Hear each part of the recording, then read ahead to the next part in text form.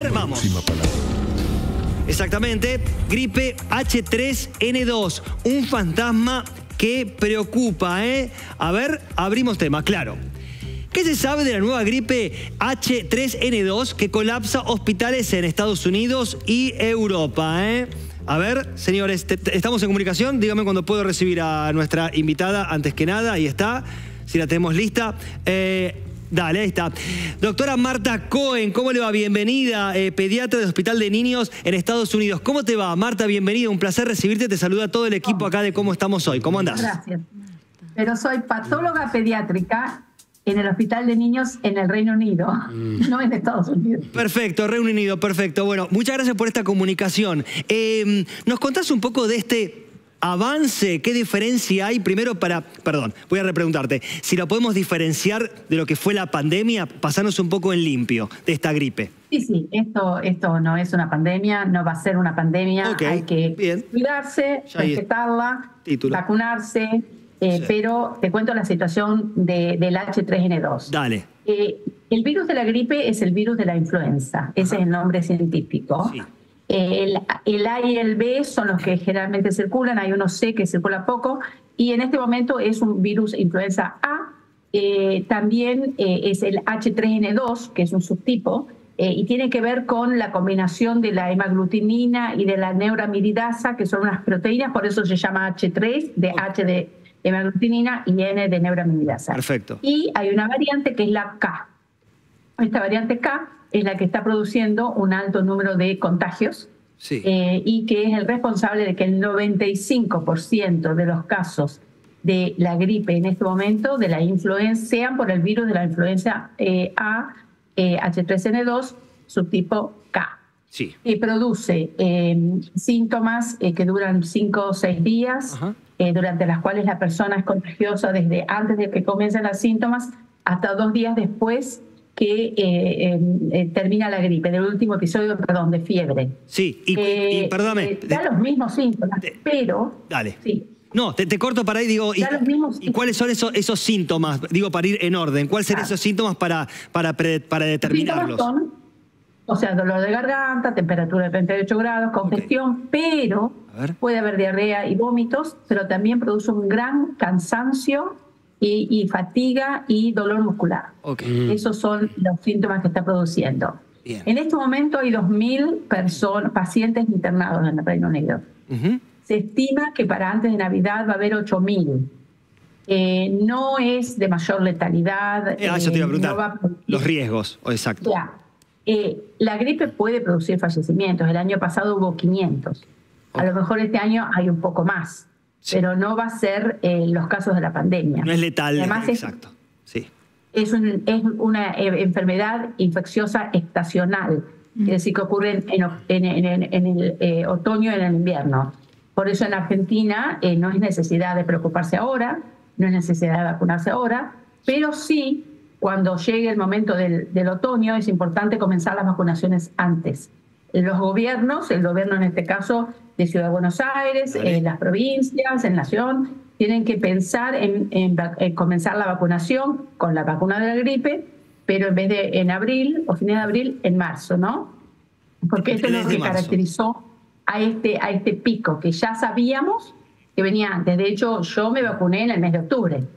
Correcto. Porque ya lo estábamos esperando. Sí, Sergio, cuando digas. Marta, un gusto que nos acompañes un rato esta tarde. Es impactante las cifras, porque de 2.000 a 8.000 en las próximas Navidades, no sé si no hay una situación de colapso hospitalario. ¿Qué prevén en ese sentido? Bueno, sí, para prevenir el colapso hospitalario, que además se sube una situación grave, porque hay una huelga de médicos residentes para la semana que viene, con lo cual no son la primera línea los médicos residentes, o sea que se va a afectar el sistema de salud. Entonces, le han pedido a la población, no solamente que ya habían puesto el plan de vacunación acelerado, pero le piden a la gente que se vaya a vacunar, pero además han recomendado esas medidas de la cuarentena, que no son obligatorias, pero que sí es una recomendación. Si usted es una persona con factores de riesgo, tiene más de 65 años, use barbijo. Si usted tiene síntomas de una gripe, quédese en su casa, trabaje remotamente y si sale, use barbijo. Y en las escuelas tuvieron que cerrar una escuela por la cantidad de niños infectados, pero la recomendación en las escuelas es que abran las ventanas para de vez en cuando, así en la mañana, para que circule el aire, en la mañana o en la tarde. Y además han puesto de vuelta la higiene de manos. Yo hoy estaba, yo soy vicepresidente del Colegio de Patólogos del Reino Unido y hoy estaba bueno, toda la mañana en unas reuniones y había por todos lados ya el alcohol de gel en manos.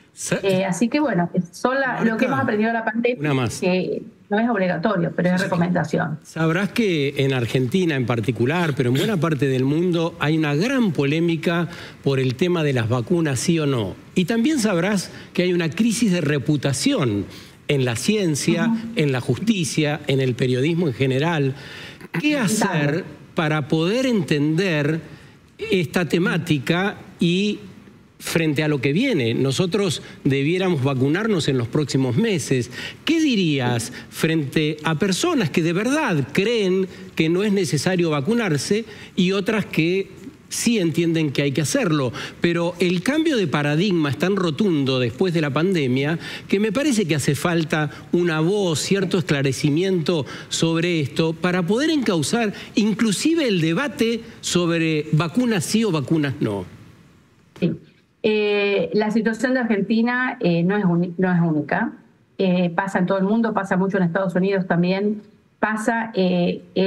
fue un antes y un después con la pandemia, porque como estábamos todos adentro, se multiplicó el poder de los medios digitales, de las plataformas, y de esta manera toda la gente que es influencer, mucha gente dice cuestiones que no son verdad, ¿no es cierto? Claro. Y lamentablemente yo creo que la decisión de tomar el liderazgo tiene que salir del gobierno. Sí. Porque en Argentina en este momento hay un 46% de niños vacunados para sarampión, rubiola, papera, cuando debería ser el 95% para evitar, para tener la inmunidad de rebaño. Y la vacunación es obligatoria. Sin embargo, tenés el 46%. En el Reino Unido, la vacunación no es obligatoria.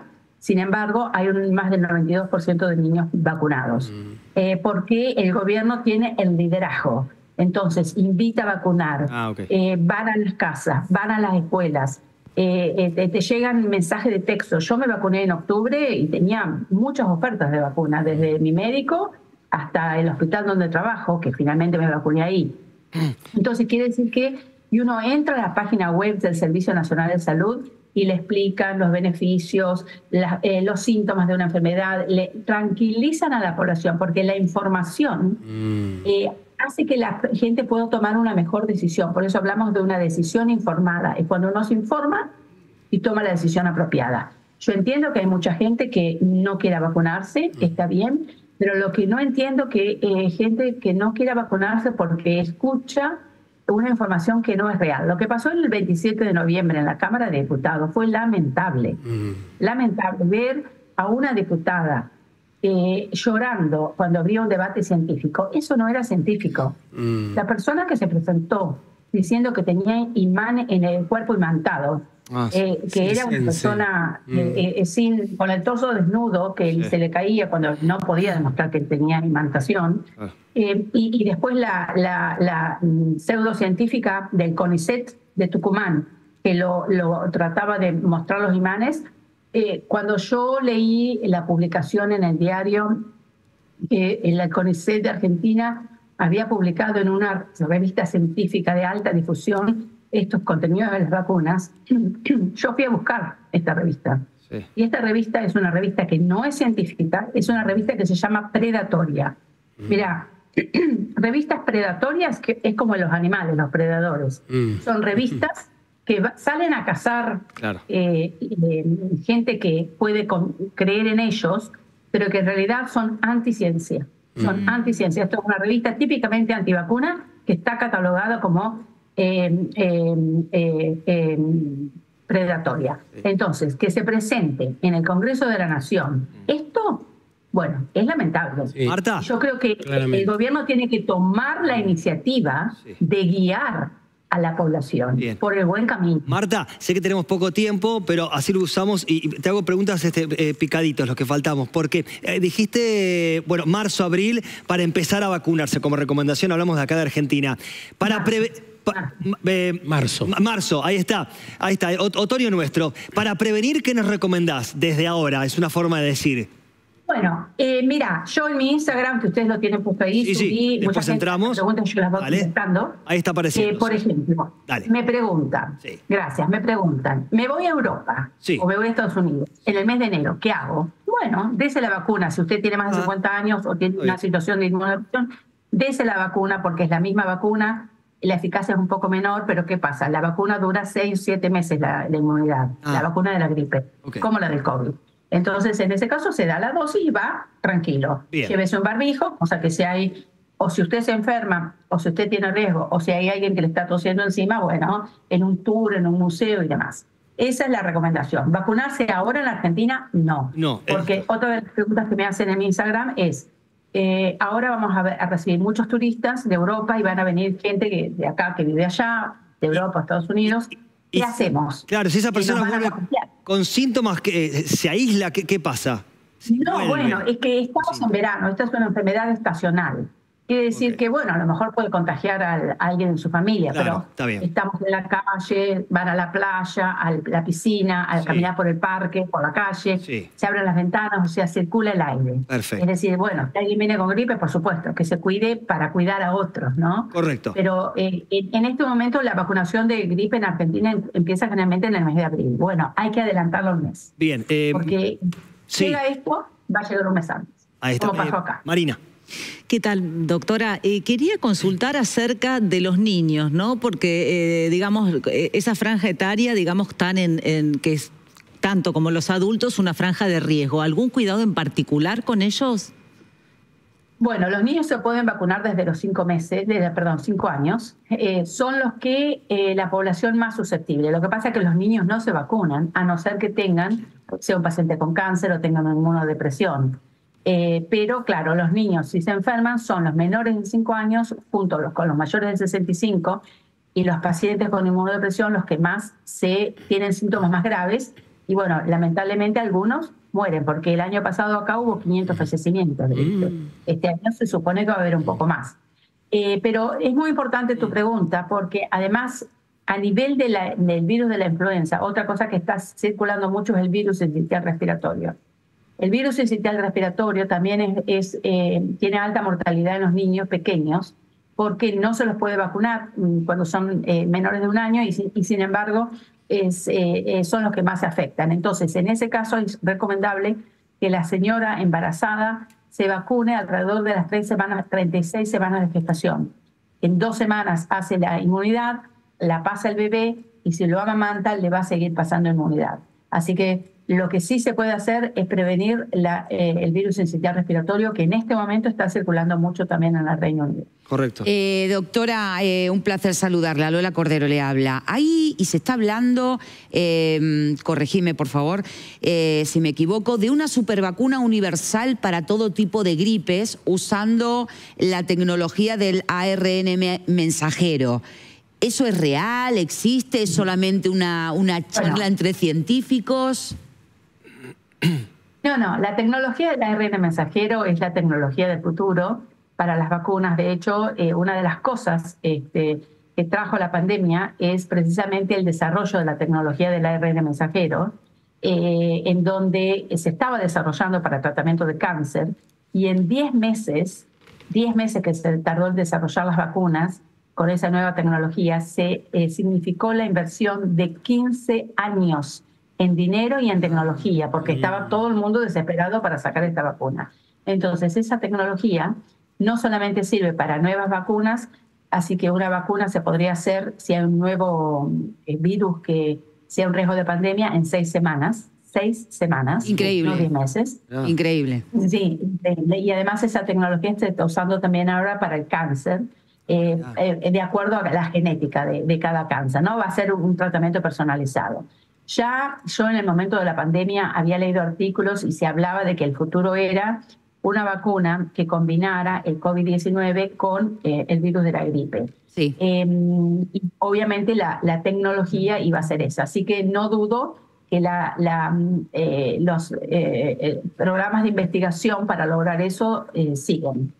Pero bueno, todavía Doctora, no hemos llegado. ¿De dónde cree que nace la desconfianza en las vacunas? Porque usted citó un episodio estrafalario ocurrido en el Congreso de la Argentina, pero Pfizer, por ejemplo, que era la vacuna que muchas personas propiciaban que los argentinos se den en el exterior, tiene una denuncia por efecto adverso neurológico que poco conocido. Esto se conoció hace pocas semanas. ¿Qué pasa con eso? Claro, AstraZeneca, por ejemplo, hubo 51 casos de denuncias por muerte. Hubo casos de trombosis.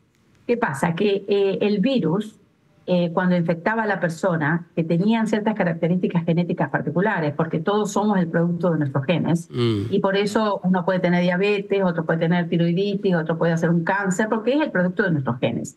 Entonces, en personas con susceptibilidad genética para desarrollar un COVID más grave, esa proteína del COVID, el antígeno del COVID, le despertaba una enfermedad autoinmune, entre las cuales podía ser una trombosis.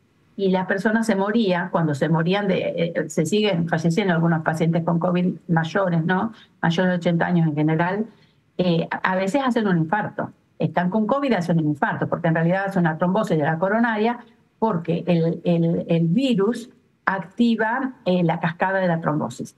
Bueno, las personas susceptibles que se dan una vacuna que tienen el antígeno, la proteína que simula el antígeno viral, puede también desencadenar una completación trombótica. No hay duda que pasó. En el Reino Unido se estima que pasaron 80 casos y unos 220 en Europa.